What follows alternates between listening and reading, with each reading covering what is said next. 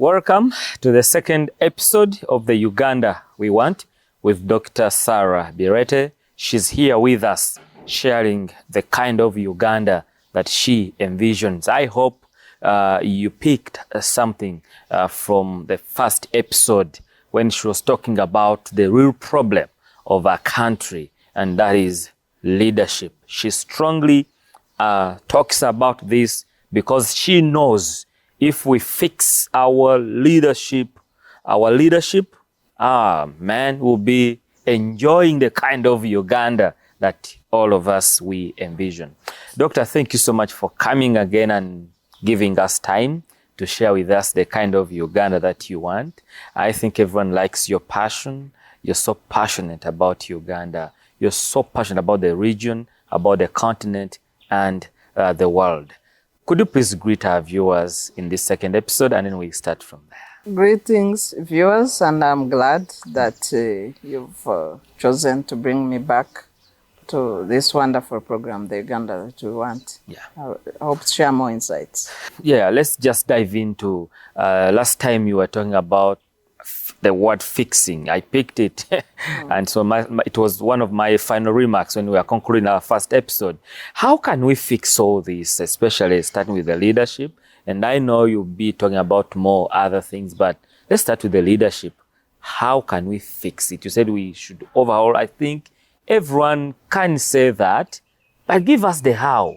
So we need to go back to the Constitution, reinstate term limits and entrench them.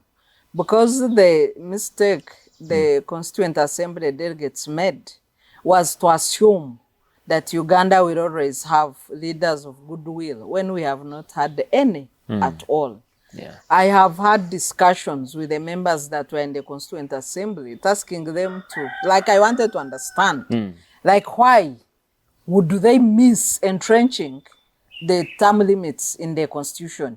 Entrenching means that when an article is entrenched in the Constitution, it is protected. Yeah. It is not easy to amend. So to amend it, you need several layers, including a referendum or Parliament acting with the district councils. So you don't wake up and bribe Parliament and say, remove this article. Now, Article 1 of the Constitution, to say that all power belongs to the people. And this power will be exercised through free and fair elections by the people choosing their leaders. I also know for the record that we have not had elections as envisaged in the Constitution. Our Constitution will be making 30 years on the 8th of October. 30 years is a long time. If it's a child born, they are mature, they are independent, and they start discussing not just work, but investment, projecting the future. The Constitution will make 30 years at the time it's at the weakest, when all safeguards of leadership have been removed and we have an imposing or imperial president that exercises too much power. So the constitutional framework, together with term limits, and so much power for the president, including that to the extent that we have 46 articles in the Constitution that mention the power of the president. The president to appoint, the president to decide, the president to do whatever, 46 articles. So the framers of the Constitution thought that we would have this powerful president where the buck, rests with the man in power, exercising executive power, but for a short time, not permanent. And the framers thought that the person would exercise this so much power for a maximum of 10 years. Only to find ourselves in a situation. It's for life. It's for we life. have a permanent presidency that was never envisaged in the Constitution. So that's why we are stuck. That's why even if people selling chicken and eggs on the street strike, they would need to meet the president. Everyone. A border strike, they meet the president. Business people in Kampala. If it is strike, they meet the president. Mivumba sellers, they meet everybody, teachers, some they opposition meet guys. the president. Those are sellouts. Oh. Yeah, because if they cannot meet the president in open meetings Yeah. that they revise it. Those secret meetings between opposition, And the those are sellouts.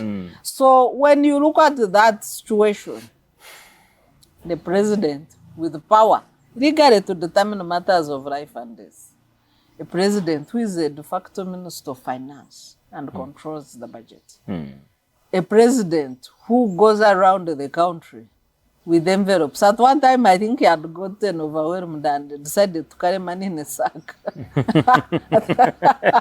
You see that, you can imagine, in this modern day life, a president carrying a sack of money, citizens, is beyond Father Christmas.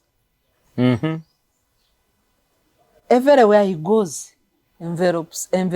And then, hypocritically, he gets to a pen and he gets his blue official paper and condemns the bribery of his own MPs.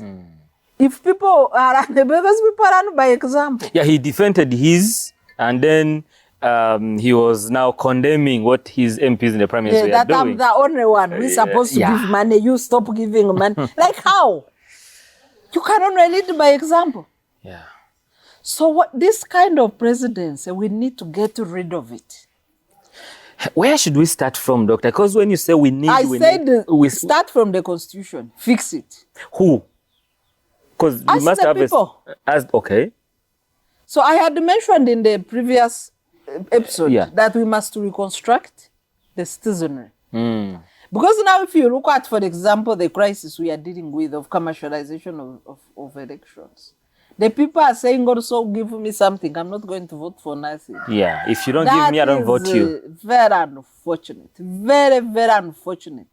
Including people refusing to go and vote because nobody has given them chinchidogo. Yeah. Very unfortunate. So we need to begin with reconstructing the citizenry and taking them through what leadership should be, because we don't have leadership in this country. Yeah, Doctor, apart from what you're doing right now and what I actually do on a daily basis, trying to offer this education to the people, they may think I don't have the authority. Now I'm coming back to that thing of authority. Who should authoritatively engineer this? Who should ignite this? Who should start this? And say, okay, so this. How will change begin in Uganda? We need first of all change leadership. Because this government cannot fix the constitution to bring back the things that will broke them. So we need first to remove the current leadership and get a new leadership on the promise. We need a 5-agenda leader for change in Uganda. Okay. A reformist who will say, my first plan is to fix the constitution and do the things I'm talking about. Reduce the powers of the presidency, put term limits, put age limit, and remove the few things that have been distorted in the constitution. That's number one on the agenda. Yes, of the plus reduce the size of parliament in the constitution. We need also to reduce the size of districts. We have so many dysfunctional districts, people who sit under trees, the things that have been distributed by this regime as political gifts. You want a district? Okay, I've given you. You have people eating rats. They want, like, where does such a country exist in? We have over 145 that have districts eaten now. A rat. I need a district. You go on the rallies, dishing out to districts as if you are dishing out to cows from your farm. It is fraudulent. We need to have a method of saying if we are to create new districts, this is the criteria. If we are to declare a district, a city, this is the criteria. The same has happened, by the way we have messed up the creation of districts, the expansion of parliament has extended to the East African community. The East African community have added non-viable states into the community. So the proper method should have been a verification that requires fulfilling the criteria before admission. With the steps, if you qualify to a bigger extent. Then first join as an observer and learn how the community works. So that tomorrow if there is an upgrade and you are a full member, you are not asking basic questions of I must charge visa because my country runs on visa money like South Sudan or DRC, which then says we don't have money, but they want to send their representatives in parliament, so they should be paid by what? They want to sit in summits. Those summits should be convened by what money? You have situations of Somalia. Yes, as much as they could write an 80 million check and send it to the community. What are the other criteria that they must fulfill to be a viable state in order to join others as a viable member state to accelerate the integration process instead of blocking it? So that same mentality has extended beyond Uganda. So we need a reformist leader that will do those constitutional reforms, merge unviable districts back to where they were broken from, reduce the size of parliament, 2 members per district, and have a functional governance system. Then once that is done, create social harmony, like Singapore. Revamp health and education so that citizens don't have to mortgage themselves in order to access health care or treat their family member. Respect, return dignity to the people.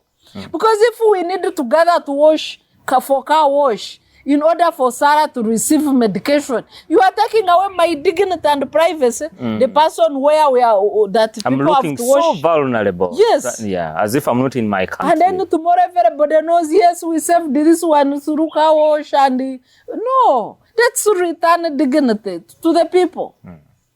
The children going to school, we have media has covered, I think it was a student in Masaka who wanted to go to school, but the parents could not afford parking lunch. And there was that requirement, compulsory parking of lunch. And he had worked for 6 months with a brick to pretend that he has a lunch pack. The trauma on that child, that I'm carrying a brick, and when others open their lunch bags to eat, and may I go and hide because I'm carrying a brick? Why should we dehumanize children based on the income capacities of their parents in this country? So we need to remove that and create, social harmony. The return dignity. You are sick, you can get quality health care. You produce the child can study. So that education returns this dignity as an equalizer. Okay. And would also minimize our income inequalities. Because now we are at the coefficient gene of 0.42. No, 48. 48, yeah. Yes, that is 48% income disparities in this country. It is almost equal. That for every rich person, you have a very poor person. For every person that can afford the means to life, you have an extremely vulnerable person. What kind of country are we celebrating that some people call steady progress? What is it? So we need a leadership that would fix these minimum agendas. The other final issue is regarding our democracy. Reinstate independence of institutions. Revamp institutions, because we are now under state capture. You have seen the Electoral Commission trying to adjust, reduce time for 2 campaign. times now. Adjust the roadmap twice. They are aiming at reducing a period for campaign. And you know that in this campaign, you have an aged president. Maybe they are trying to rig that process to say, by the time the president finishes the campaign trail, maybe he should not be as finished. Because sometimes we've seen him really finished on a campaign trail. And that's the reason he goes way in advance under the guise of PDM, so that he can meet so many people when he's not in competition with others. Now they are narrowing down the time to campaign to benefit the incumbents. The election is being rigged through systems. And we must ask the Electoral Commission. So we need a situation where a leader returns power to institutions of governance to work, including the courts of law. You have seen several reports ranking courts among the corrupt institutions. So where should citizens go? Then you will need to reinstate the institutions of governance, like Electoral Commission, have a properly funded Uganda Human Rights Commission, and restore the protection and guarantee of fundamental rights and freedoms for the people as enshrined in our constitution. So that would then create a level playing field for parties, because parties are vehicles for political competition. So parties will have time to rebuild themselves. And like this situation where you see there is a press conference at the National Inter-Platform headquarters, then the army has sieged the platform. Army is beating you media as you take pictures. Bireete will beat you. The army, they take over. Just a mere press conference at an opposition party, it becomes like a war situation. Of course, the abuse of the army extends to other sectors. Now policing has been hijacked by the army. Article 209 of the Constitution, in subsection B, provides that the army shall coordinate with other security agencies in situations of emergency and disaster. Article 212 of the Constitution provides that the police will coordinate with other security agencies. But now they are using, a constitution is read as a other agencies whole. Now working with the police. The constitution is read as a whole. Now our police, in trying to cover the abuses of the army, they claim wherever the army is, we have invited them. But the functions of the army is that they should concentrate on protection of Ugandans with their property and the territorial integrity of Uganda, except in situations of emergency and disaster. So when they take over day-to-day policing, political policing of opposition, of civil society, that are critical, and the other members, and is that an emergency or disaster? And who determines that? So all of these abuses, we need to do away with them. That's why I'm telling you that the leadership is the biggest problem of this country now. And has to be fixed, starting with us. Yes. With me, actually. So we need also to create conditions through re-establishing the rule of law and the power of institutions. We need now to create a conducive environment for the economy. We are paying so many taxes with so much money lost in corruption. The IGG has helped us and put a figure at 10 trillion per year of money stolen, but also high taxation that has suffocated the private sector. So we need to fix the economy and make sure that the economy can work for the people. And as I leave this subject of the economy, I used to enjoy when President Mwai Kibaki was the president of Kenya. Whoever Kenyan you would ask at the airport, he would tell you that the economy is working for everyone. You don't need to bribe anybody. You don't need to corrupt people to get a service. You don't need to know anyone to establish and protect your business. Kibaki had freed the economy of Kenya to work for everyone. And that was part of his campaign promise, which he fulfilled and is now part of his legacy. So we need that kind of conducive environment for the economy that works for all Ugandans.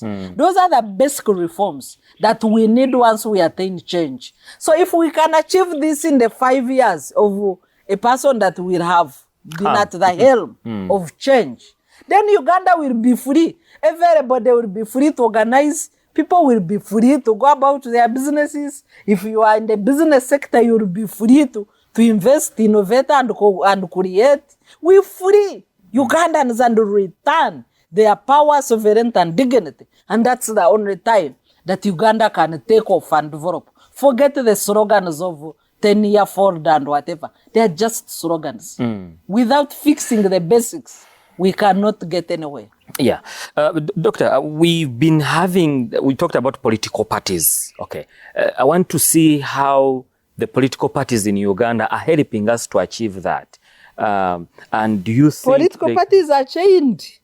I have told you that for NUP, and as a person in the media, NUP has got the press conference. I'm sure you look for your head gear or something, because you'll find the army there. Political parties are chained. They are not free to mobilize, recruit, and market their agenda. When NUP tried to do up-country tours, the police and army would let them do 1 or 2, then they say we have cancelled. Each time they are chained, they are in chains. So there is nothing they can do. We need to unchain them through a reformist leader that would restore the work of institutions, restore the rule of law, restore the basics for everybody to be free. Yeah, Doctor, where are we going to get this reformist leader who will not be chained? Because if political parties are chained, institutions are chained, even Ugandans, you said it, they are also chained. Yes. So how are we going to get out of this? I can't mention names because we are in a campaign trail. I don't want to seem like I'm campaigning for anybody. If we were not on a campaign trail, I would have given you names. But I'm sure people watching this program know the character that suits the reformist that I have mentioned. Okay. Yes. So for you, you actually see a reformist leader within us. They are available except they are under chain. Uganda is not lacking good leaders, but they are chained under situation of state capture. We are all under siege. That's why I'm saying that we need to reconstruct citizenship in this country. But the leaders are available, including some that have offered to stand. Those leaders are there. Yes. So it's not a question of who. It's a question of when the leaders are there. So this leader that is chaining us, let me use that phrase. This leader that is chaining us, it seems he wants to bring his son in case he's gone. Is that giving us the Uganda we want? Yeah, but I still think that it won't happen. Yes, I still think it won't happen. Why? You see, Ugandans might be polite, might be peaceful, might be all those good things you want to mention, but they are not fools. Okay. They are not. They are not. No. I still think it won't happen. So that's my response to that. Yeah. Okay. Let's watch this. I know that they are under extreme intimidation, all the things we've discussed that have gone wrong, but they are not fools. No. Yeah. In line with the chain, how can we unchain the Electoral Commission? I have mentioned what we need to reform. As of now, the Electoral Commission is under capture. But the people can unlock. No. Okay. The people can unlock. So if you are a citizen out there and you agree with what I have shared on these 2 episodes, make sure you turn up and vote for the right leader for this country. That can unlock. Won't my vote be rigged? Nobody. Globally, I thought I observe elections globally. Yeah. There is no leader or no military that has ever succeeded in rigging a massive defeat. The problem we make is to make those slim margins. If you are interested in change, make sure that you are part of this massive defeat. It cannot be rigged. Oh. Okay, my vote is being rigged because it is not massive. Small. It is. Make sure you are not alone. Mobilize everybody to go. Okay. Yes, that's the solution. Everybody turn up and vote if you are concerned about what's happening in this country. Don't stay home. Yeah, Doctor. Because that is one reason why we are not achieving what we want. Don't stay at home. Go and vote. If it is massive, it cannot be overturned. That one I can assure you. Okay. How about if I turn up and then they tamper with my name in the register? Because even there can be a trick. And they say, you're not eligible to vote. Because usually 50% of Ugandans don't turn up. You create space for rigging. So those who stay home, you create space for ballot stuffing, you create space for alteration of results, you create all the problems that we are struggling to solve. Turn up and vote. The solution lies with Ugandans. Nobody can rig a massive defeat. No. Wow, point taken. Point taken. Nobody can rig a massive turn up or vote or defeat. Well, let's talk about the human rights. As a human rights activist, you talked about us journalists being beaten. Yeah, and we've seen some of other people who are as well being abused in the way they do their work. We are still in the same government and leadership that is chaining us. But how can we do the work amidst all this chaining? But you are doing the work. Just keep going. We are all chained. Whether they beat? We are all in problems. Everybody is struggling. The private sector in this country is on its knees. Yeah. The business community is on its knees. Yeah. Everybody is on they have been brought on their knees by the system. Media, civil society, business community, schools. Everybody is on their knees. We need to unchain ourselves. Yeah. So do the work that you are able to do. Don't stop. It's difficult. Keep going. Like Martin Luther King said, that start where you are. Use whatever you have. Keep moving and sustain the endeavor. So Ugandans, wherever you are, keep going. Nobody can own a nation. Nobody. Yeah. Okay. Let's talk about the women. You are women. You have been emancipated. Some women out there are saying, but it's only a few class of women that are actually benefiting. Some of us, we are left behind. How can we handle the issues of women, looking at women who have been emancipated, but they are not pulling their fellow women? It seems when you're up here, it is done. I don't want to know the rest. Uganda started well on the women emancipation journey. Yeah. But it got lost along the way. We've been debating in the women movement the question of numbers versus value. Numbers and value. So now we can celebrate the numbers. And it doesn't mean that the numbers are not important, except the numbers must come with value to the movement. If today you tabled the contentious bill regarding women,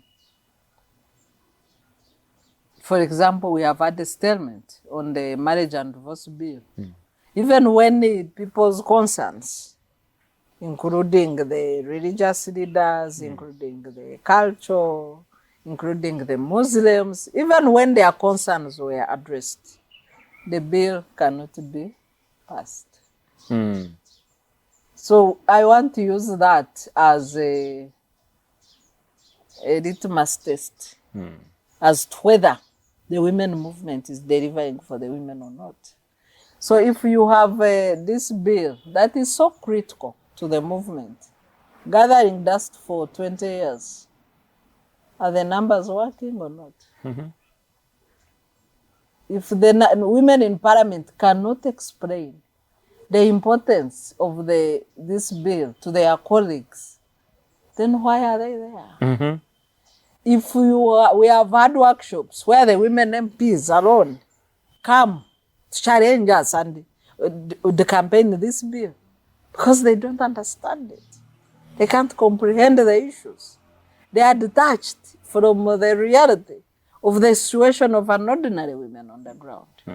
The women movement was hijacked through the political systems. Again, political system. Yeah, under the movement system of individual merit, it was vibrant because the women had no baggage of parties. When the parties came in, the space for the women narrowed. You can see of all the parties, we don't have any women-led party. The major parties, I know there are those small ones you will hear, women and whatever.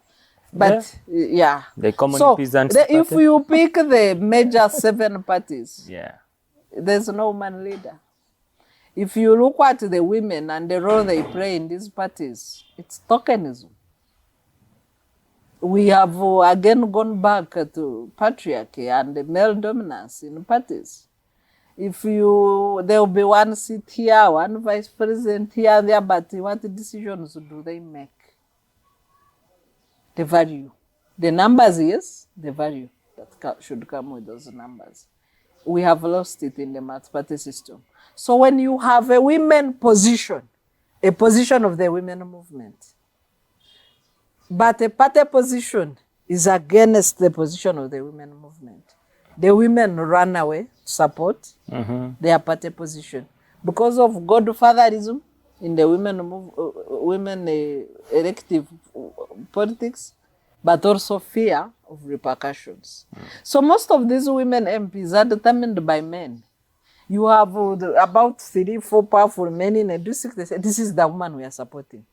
And they will support her with money, with if their opinion leaders sway the numbers towards them. Plus, majority of them exploit them sexually and otherwise. If you have covered these young people who have, oh my God, they are running here for counseling. Even the young boys, by the way, the sexual violence has turned. You have these young boys campaigning for the youth seats. They are being told, first you become an important man. First marry my daughter, then I support you. First to do that is sexual exploitation and harassment. For the women, it's more immediate. They want to sleep with you there and then. Then they are able to support you. So you find that then it must be a woman of their choice or those who can do their bidding that they propel to the national stage. And that's why these women are not connecting with the women movement and are not fronting. So the women movement has lost the battle through this party dispensation, and we need to rearrange, regroup, reactivate, and take back the movement from the people that are hijacking it. Yeah, the challenge is the ordinary woman who is on the ground is looking at these women who are already on top, and you're saying they are already hijacked, meaning they can't do anything. Have they done? Forget what I've said. Have they done anything for the women? Have you seen anything they've done for the women? Okay, they have not done anything. Yes, because they can't. Because if you start with my statement, people will say, that one is being dismissive. But they've been there now 30 years. Yeah. What have they delivered for the women? So who should regroup? Who should rearrange? The women movement, we need to take back the movement and own it so that it works for the women and not for the godfathers who are hijacking it along the way. Yeah. So that's the challenge. Yeah, it's a very big challenge. Well, now let's talk about, as we are about to wind up our episode, on the immorality of this country. How can you achieve a moral country, not an immoral country? It's a broken system. It's a broken system. When I saw that letter by the president justifying the 100 million bribe, I knew that all shame was lost. And the viewers there could think that I'm just pinpointing on the president. But the president, if you go under Article 98 of the Constitution, the president of Uganda is properly named and defined as the top executive of the country, but also the moral compass of a nation, through the title Fountain of Honor. Fountain of Honor. He's everything. Honor. Ekitiibwa. To simplify for the people today. Yakulira ekitiibwa mu ggwanga. To protect the Constitution, to protect the people, and to protect the morals of a nation and values. Fountain of Honor. So when he starts giving bribes to MPs and then justifies it and say, you are getting money from foreigners, where is the sense of shame? Zero. So it is broken. We need a fountain of honor that can return that honor to the country through doing honorable things. Not illegalities, not manipulation, not acting as Mr. Hare in a country where you are the embodiment of honor. So it's broken. The president is everybody's role model. Whatever he models is what shapes the country. So what is he modeling? So you are not going to restore morals. I know I am a born-again Christian. I know the biblical moral aspect and the work of religious leaders. Yes, it's important. But this should contribute to when the embodiment of morals is offering the right leadership with the right examples. Then the religious morals model on that and concretize it. Yeah, because I'm looking at a situation where someone is from listening to the pastor, and again comes to the president who is everywhere. The president is saying something else, the church is saying something else. Then the youth is confused, like, okay, let me just live my life now.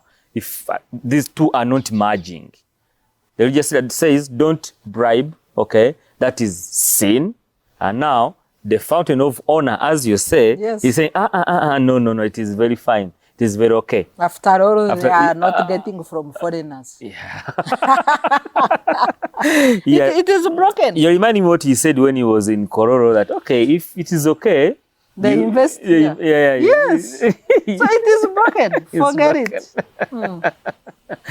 I forget it. We can't restore it. No, we need to restore through the process I've mentioned. Yeah, okay. Yeah. I get you. So you can't restore one aspect of a broken system. It has to be a complete overhaul. Yeah. Okay. As we are still under the chain, we only have 2 minutes to sign out, Doctor. As we are still under the chain, what could be your message to me who is being chained, and we sign out? Break the chains. Break the chains. I've mentioned that everybody where you are, if you are keeping away, if you are desirous of change, seeing change in this country, and you are keeping away from the elections, you are chaining yourselves. I know our elections are not perfect, but I will just repeat it, that no leader and no military can overturn an overwhelming defeat.